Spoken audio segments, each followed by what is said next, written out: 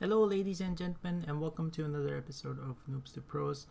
In today's episode, we'll be looking at a couple of Tier 9 games in two of my favorite autoloaders at the tier, the T54E1 and the Lorraine 40T. Now, I've had some really good games in both of the tanks to begin with, but if I had to pick one autoloader at Tier 9 to play, I think it would be the T54E1 over the Lorraine, even though I thought because of the mobility of the Lorraine, I would favor that tank. But the problem is with the Lorraine is that its armor is so weak, and anything and everything that shoots in an external direction will pen it.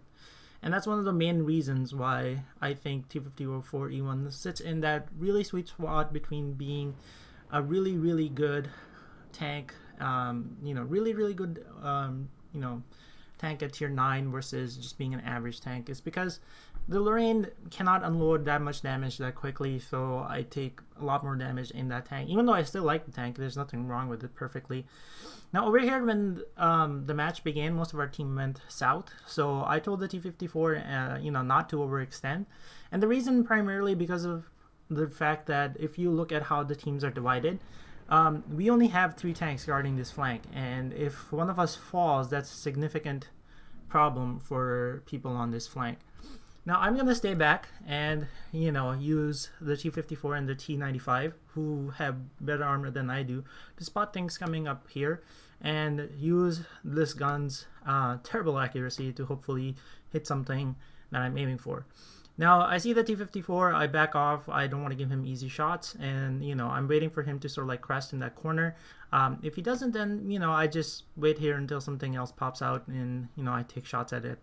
Now initially this game is going to go off very slow, so I was on my rant about the tier 9 autoloaders.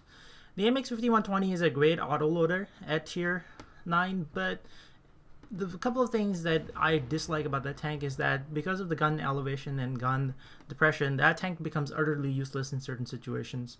Its armor is not as good to be bouncing shots, though it will occasionally bounce shots, and it gets ammo racked, in my opinion, far too easily than the T54E1 does. It seems like most of the problems that I've had on the T54E1 have been just teams not just performing or like holding their own.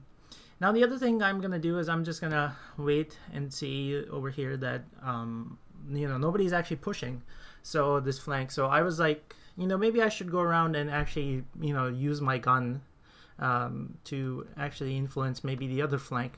And initially what I planned on doing was I was trying to see if somebody was gonna flank the cluster of tanks that are coming from the south, but then I kind of like realized they were not going to. Over here I'm gonna climb this hill, hoping to get shots at the tanks that are opposite, but I don't get easy shots, and so I just back off and hope that the waffle maybe makes a mistake and shows his face over here. But I see that he has moved even further down, so at this point there was absolutely no point in sticking around and trying to take shots at him. Now this is very long range engagement for the T54E1. This is not advised. The only reason why I'm doing this is that the waffle is such a lightly armored tank that I just have to fire in his general direction, and most of the time it's gonna pen. Now I see the Lorraine has made his way behind our 2 tanks that were in the north. Now at first, I would think that the Lorraine is gonna start unloading on me, seeing that I am an autoloader who can probably clip him out rather easily. He doesn't. He's just flying, blasting away north as fast as he can. At first he tries to sort of like run away, but I know now that he's actually reloading, and that I don't have to I don't have to stick around and sort of like let him run away. If he's reloading, he's obviously utterly helpless. So over here I take my time and take him out. Now this is the one thing you should always remember in your autoloaders, is always plan your escape. Always know where the tanks are. If you get caught with your pants down, you cannot do anything to save yourself. And unfortunately for our tank, the Lorraine buddy, he was caught with his pants down. He thought he had flanked the tanks and that I had gone somewhere else, but I was still sticking around, and I just waited for him to sort of like unload his shots, and then I chased him down and killed him. Now over here, you know, it seems like it's gonna be an easy win, and for our team, um, and that's primarily because you know, most of our tanks in the south managed to push their tanks rather easily. But it's all going to sort of like backfire in a couple of minutes, in which the T-54E1 on the enemy team and the M46 combined to take out the 2 tanks on cap. Over here, I was trying to rush to the cap as quickly as I can, hoping I could actually take advantage before the cap out. But both of the enemy tanks appear. They kill tank number 1, and then they kill, you know, then they wait for a couple of seconds and they go around the corner and take out tank number 2.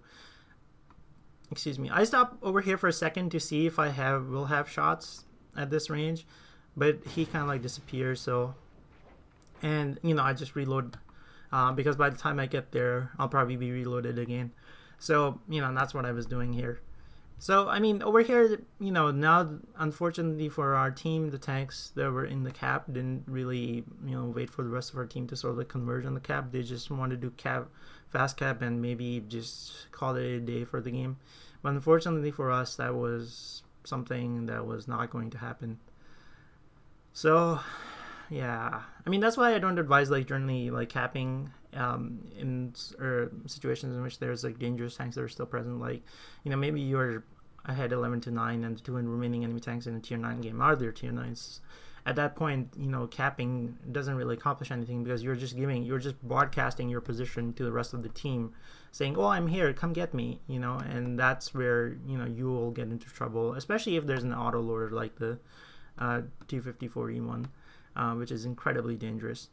Now our Lorraine buddy tries to go around, and what he's thinking is that we still have tanks, and you know that I will go around, maybe kill one of them, and you know, just back off. But the thing to remember is that you know, you cannot take a T-54E1 for granted in the Lorraine, just because, like, you know, your intershot reload is 2.73 seconds, and you have to pen most of your shots on the T-54E1. T-54E1 may bounce a couple of your shots because its armor is not great, but it is, you know, decent enough to maybe bounce a couple of shots.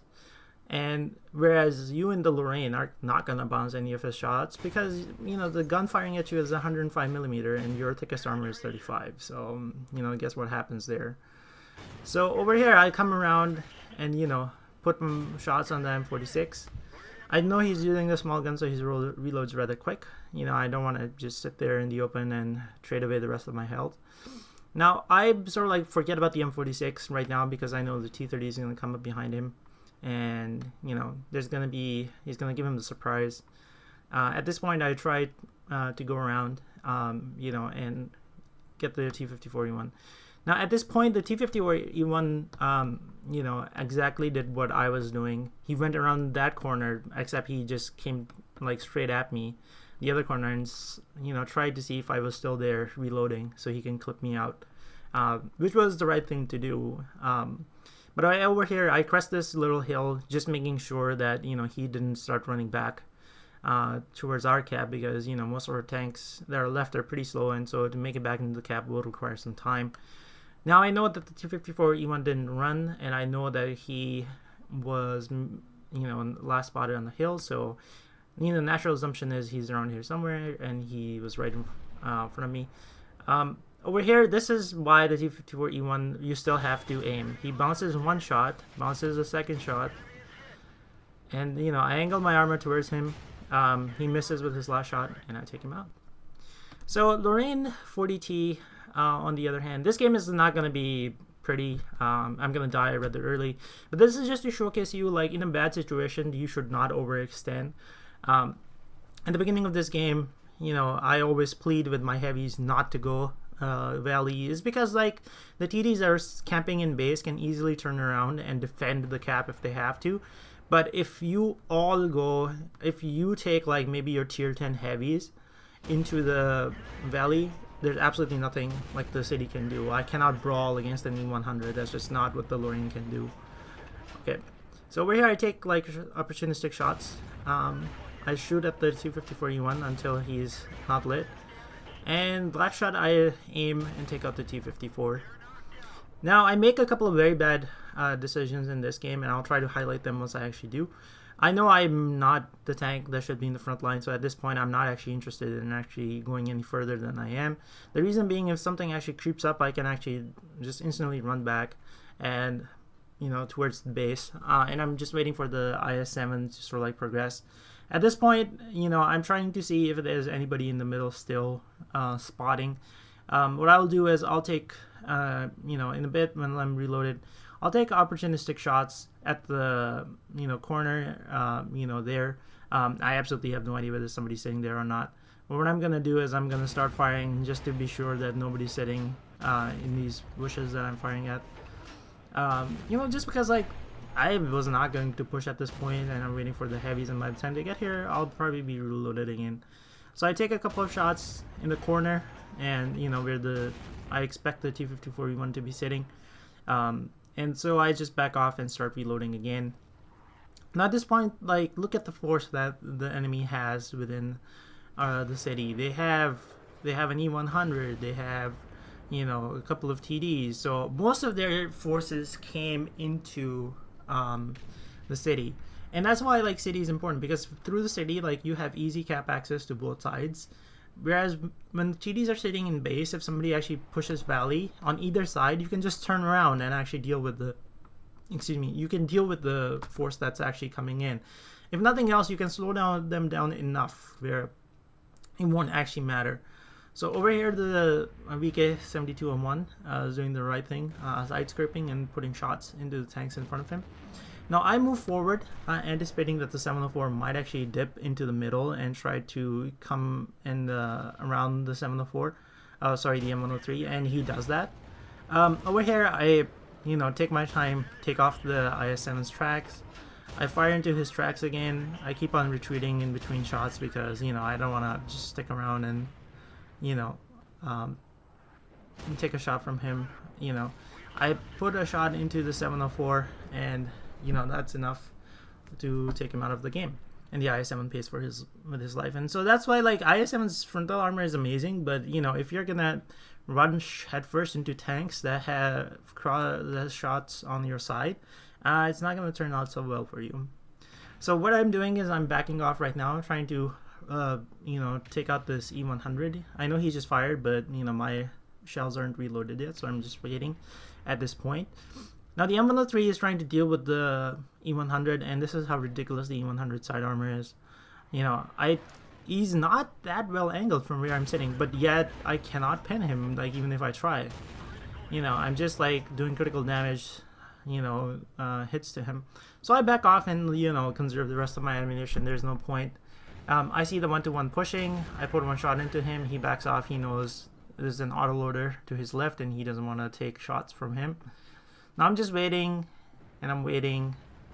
I know the E100 is pushing up towards me because he sees an easy target. The TDs in base now have easy shots from the E100, and he gets taken out rather easily. Now the 1-to-1 is pushing up with the FV215B. I'm gonna see if I can put some shots into them as they do. The E100 comes over, puts a shot into me, but, you know, he gives his entire side to me, and I easily take him out. Now, looking at the T110E5 that's going in the middle, I know they have nothing else in the middle.